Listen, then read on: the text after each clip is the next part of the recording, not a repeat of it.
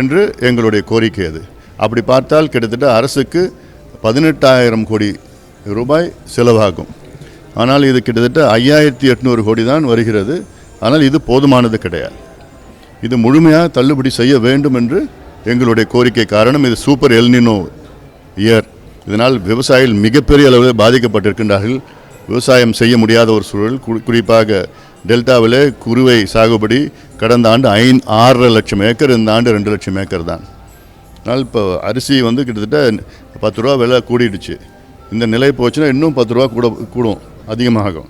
அதனால் முதலமைச்சர் அவர்கள் இது போதுமானது இல்லை, பீஸ் கொடுக்கறதில்ல. ஒட்டுமொத்தமாக கிட்டத்தட்ட இன்னொரு கூடுதலாக என்ன, நீங்கள் 6,000 கோடி வந்துருச்சு, இன்னொரு 12,000 கோடி அறிவிங்க, முழுமையாக தள்ளுபடி பண்ணுங்க. ஏன்னா விவசாயிகள் ரொம்ப கஷ்டத்தில் துயரத்தில் இருக்கின்றார்கள். அடுத்தது, இப்போ நேற்று கூட பார்த்திங்கன்னா 24 மணி நேரத்தில் 5 கொலைகள் நடந்திருக்கிறது. கடந்த 10 நாட்களாக மதுரையில் பார்த்திங்கன்னா 5 கொலைகள், கோயம்புத்தூரில் ஒரு 4 கொலைகள், திருநெல்வேலியில், சென்னையில், இப்போ பல வகையான பல பகுதியில் கொலைகள் நடந்து வருகிறது. இது இந்த கொலைகளுடைய முக்கிய காரணம் என்று போதை பழக்கமும் மது சம்பந்தமாக பிரச்சனைகள் தான். அதனால் இதை கட்டுப்படுத்தணும். இன்னும் ஓரளவுக்கு போதை பழக்கம் கட்டுப்பாட்டில் இருக்குது. ஆனால் அது போதுமானது கிடையாது. ஏன்னா கடந்த 5 ஆண்டு காலத்தில் மிகப்பெரிய அளவில் போதை பழக்கத்துக்கு அடிமையாக இருக்கின்றார்கள் இளைஞர்கள். ஆனால் அது உடனடியாக அதை கட்டுப்படுத்தலைன்னா இன்னும் மோசமான விளைவுகள் வரும். இருக்கிறாங்க. இது பல சம்பவங்கள் இருக்குது. கோயம்புத்தூரில் நடந்தது அதே தான், இதுதான் இங்கே இருக்குது. இது மட்டும் இல்லை, இந்த மது வணிகத்தை குறைக்கணும்.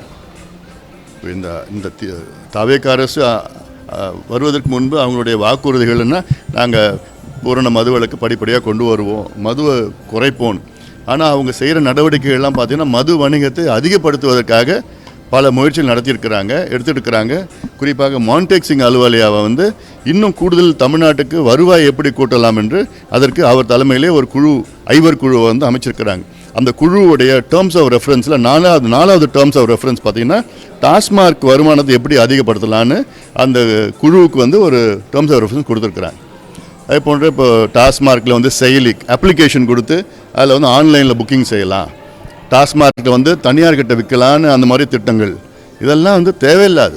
இதனால தான் இப்போ இவ்வளோ கொலைகள் வந்திருக்கிறது தான் காரணம். இதுதான் திரு விஜய் அவர்கள் வெற்றி பெற்றதற்கு காரணமே கடந்த திமுக ஆட்சியில் பெண்களுக்கு பாதுகாப்பு இல்லை, பெண் குழந்தைகளுக்கு பாதுகாப்பு இல்லை, சட்டம் ஒழுங்கு கெட்டு போயிடுச்சு, கொலை அங்கங்கே அன்றாடம் பல கொலைகள் நடந்துகிட்ருக்கு.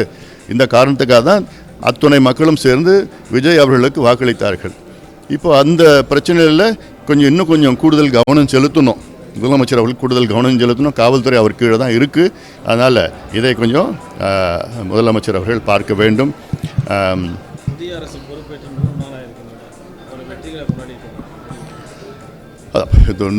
100 நாட்கள் என்பது ஒரு குறுகிய காலம்தான். இந்த குறுகிய காலத்தில் மேல் மட்டத்தில் உள்ள ஊழல் ஓரளவுக்கு குறைந்திருக்கிறது. இன்னும் கீழ்மட்டத்தில் இன்னும் கொஞ்சம் குறைய வேண்டும். இந்த சமீபத்தில் நடந்த பட்ஜெட்டில் பல திட்டங்கள் அறிவித்தார்கள். ஆனால் அந்த திட்டங்களுக்கு போதுமானது நிதி ஒதுக்கீடு இல்லை. தமிழ்நாடு முழுக்க திட்டங்கள் அறிவித்து அதுக்கு 10 கோடி 12 கோடி 18 கோடியெல்லாம் போதுமானது கிடையாது. அதில் திட்டம் அதிகமாக தேவையில்லை. இருக்கிற திட்டமும் நல்லா செஞ்சால் போதும் அதில். அதனால் அந்த வகையில் அதில் கவனம் செலுத்தணும். குறிப்பாக எதில் அதிகமாக முதலீடு செய்யணும்னா நீர்ப்பாசன திட்டங்கள். சண்டை போட்டுட்ருக்கோம், கர்நாடகா, கேரளா, ஆந்திராவோட சண்டை போட்டுட்ருக்கோம்.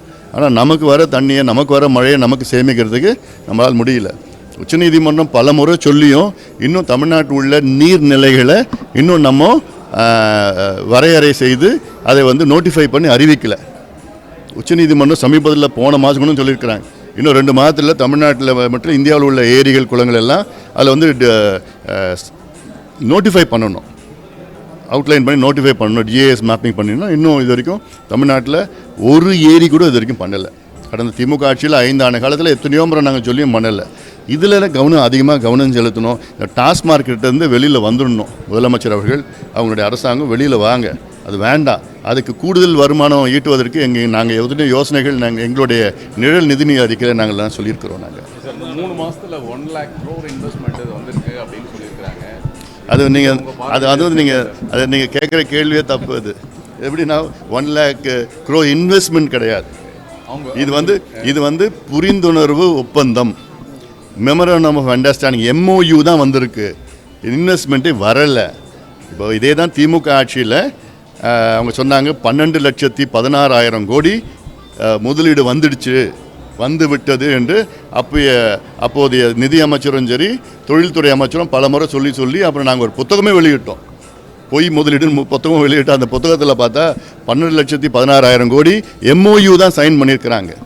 அதில் எவ்வளோ இன்வெஸ்ட்மெண்ட் அப்போ வந்துச்சுன்னா 98,000 கோடி இன்வெஸ்ட்மெண்ட் அவ்வளோதான் வந்துச்சு. கிட்டத்தட்ட 9% தான் இன்வெஸ்ட்மெண்ட்டே வந்தது அப்போது நாங்கள் புக்கு போட்டப்போ 5 இயர்ஸில். அதுக்கப்புறம் அது வந்து ஒரு 11-12% இன்க்ரீஸ் ஆகிடுச்சு அப்புறம் அந்த 5 ஆண்டு காலம் முடிகிறதுக்குள்ளே. அதனால் இப்போ வர்றது வந்து ஒன்லி MOUs தான். இன்வெஸ்டார் மீட்டிங்கில் எவ்வளோ MOUs தான் வந்திருக்கு. அது எவ்வளோ ஆக்சுவல் இன்வெஸ்ட்மெண்ட்டுன்னு போக தான் தெரியும். அதில் இதுவே வந்து இது எல்லாமே டிஎம்கே பீரியடில் போட்ட இனிஷியேட் அப்படின்னு டிஆர்பி ராஜா சொல்லியிருக்காரு.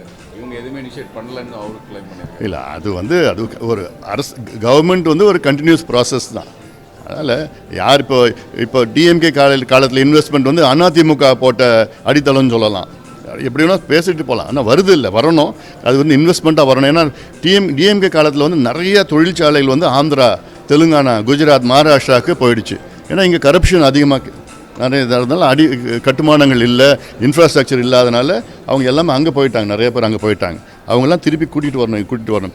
ரெண்டாவது வந்து இன்வெஸ்ட்மெண்ட் வந்தால் போதாது, வேலை வாய்ப்பு உருவாகணும். வேலை வாய்ப்பு வந்தால் போதாது, உள்ளூர் இளைஞர்களுக்கு வேலை கிடைக்கணும். அதற்கு சட்டத்தை தாவேக்கா அரசு கொண்டு வரணும். என்ன சட்டம்னா, தமிழ்நாட்டில் உள்ள தனியார் தொழிற்சாலைகளுக்கு வேலை வாய்ப்பில் 80 விழுக்காடு வேலை வாய்ப்புகள் உள்ளூர் இளைஞர்களுக்கு கொடுக்க வேண்டும் என்று சட்டம் கொண்டு வர வேண்டும். இந்த சட்டம் ஆந்திராவில் இருக்குது, கர்நாடகாவில் இருக்குது, மகாராஷ்டிரா, ஹரியானாவில் இருக்குது. தமிழ்நாட்டிலையும் இது கொண்டு வந்தாலும் இது டிவிகேவுடைய வாக்குறுதி, தேர்தல் வாக்குறுதி.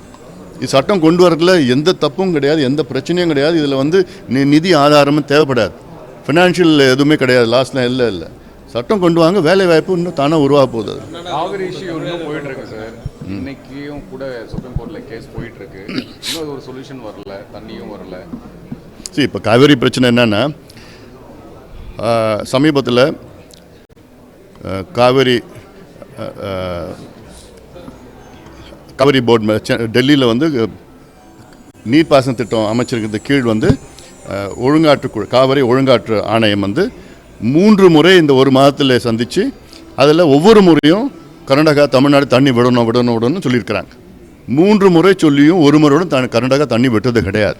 இப்போ எப்படின்னா, கர்நாடகாவில் 4 அணைகள் இருக்குது. அந்த 4 அணைகளில் தண்ணி கொள்ளளவு பார்த்திங்கன்னா 80 விழுக்காடு இருக்குது. கபடியில் வழிஞ்சிட்டு இருக்குது. ஹேமாவதி, ஹாரங்கிலாம் 97% இருக்குது. கேஆர்எஸில் வந்து 65% இருக்குது. அதாவது அவங்க மொத்தம் இந்த 4 டேம் கெப்பாசிட்டி கர்நாடகாவில் பார்த்தீங்கன்னா 115 TMCயில் 90 TMC தண்ணி அங்கே இருக்குது. மேட்டூர் டேமில் 42 TMC இருக்குது. இதில் என்ன கொடுமைன்னா, ஜூன் மாதம் கர்நாடகா தமிழ்நாட்டுக்கு வந்து 9.1 TMC தண்ணி விடணும். ஜூலை மாதம் 32 TMC விடணும். ஆகஸ்ட் மாதம் 45 TMC விடணும். மொத்தத்தில் 65 TMC இந்த 3 மாதத்தில் விட்டுருக்கணும். எவ்வளோ தெரியுமா விட்டுருக்காங்க? 6 TMC. இது சுப்ரீம் கோர்ட்டுடைய டைம் டேபிள். இது 3 முறை மத்தியில் அழுத்தம் கொடுத்தும் விடலை. கேட்டால் தண்ணி இல்லைன்னு. தண்ணி இருக்குது, அவ்வளோ தண்ணி இருக்குது, ஆனால் மனசு வரல. இதில் மேகதாது கட்டிட்டாங்கன்னா இந்த தண்ணியும் நமக்கு கிடைக்காது. அதனால் கர்நாடகா யார் சொன்னாலும் கேட்குற நிலையில் கிடையாது.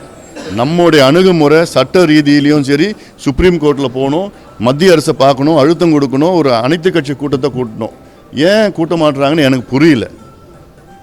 மறுசீரமைப்புக்கு கூட்டுறீங்க, அது அனைத்து கட்சி கிடையாது, அனைத்து நாடாளுமன்ற கூட்டத்தை கூட்டுறீங்க. காவிரி பிரச்சனைக்கு ஏன் கூட்ட மாட்டுறீங்க? என்ன பிரச்சனை? அதனால் இது அவசியம் கூட்டி பிரதமரை போய் சந்திக்கலாம், நீர்த்துறை அமைச்சரை போய் சந்திக்கலாம். அந்த போர்டில் அழுத்தம் கொடுங்க. அழுத்தம் கொடுத்து தான் பண்ணணும். இப்போது 10,000 கனஅடி தண்ணி வந்துட்டு இருக்கு. காரணம், அவங்க கொடுக்கணும்னு இல்லை, அவங்களுக்கு அந்த ஸ்டோர் பண்ணுறதுக்கு இடம் இல்லை. அதனால தான் இப்போ மேகதாதுவில் வந்துச்சுன்னா அந்த மேகதாதுவில் அந்த தண்ணி ஸ்டோர் பண்ணுவாங்க. ஸ்டோர் பண்ணாங்கன்னா நமக்கு அது கூட கிடைக்காது.